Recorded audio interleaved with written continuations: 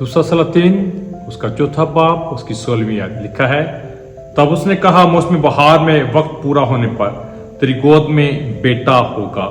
उसने कहा नहीं ए मेरे मालिक, ए मर्द खुदा, अपनी लोंडी से झूठ ना कह। शनोमी औरत सख्त दिल हो चुकी है।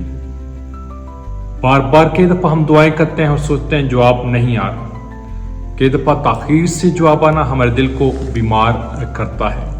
कई दफा हम खुद अपने दिल के दरवाजे बंद कर लेते हैं और हालात के साथ समझौता कर लेते हैं तो सोचते हैं अब तो कुछ नहीं हो सकता, मेरा शोहर तो बूढ़ा हो चुका है, हालात उस तौर पर नहीं हैं जहाँ पर कुछ हो सके। हर तौर पर अपने ड्रीम्स को, अपने ख्वाबों को मुकम्मल तौर पर बंद कर देते हैं, उन पर खाक फेंक देते हैं।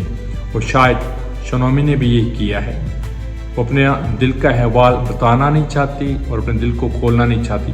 वो शायद सोचती है कि अब कुछ हो नहीं सकता, लेकिन ईमान लो वो तमाम दरवाजे जो आपने अपनी सोचों के अंदर बंद कर दिए, खुदा उन्हें खोलने की कुदरत रखता है। वो जिन बातों को आप सोचना नहीं चाहते और सोचते हो कि अब कुछ नहीं हो सकता, खुदा जो है आपके जज्बात को बदल सकता है, आपके ख्यालात को बदल सकता है। और यही कुछ उसने शनोमी के साथ किया है, आज आपके साथ भी करने की कुदरत रखता है। ईमान लो आपका खुदा बाकमाल खुदा, मेहरबान खुदा है, जो कुछ हमने अपने दिल के अंदर बंद कर रखा है और उसके ऊपर दरवाजे बंद कर रखे हैं। ईमान लो खुदा उन दरवाज़ों को खोलना चाहता है।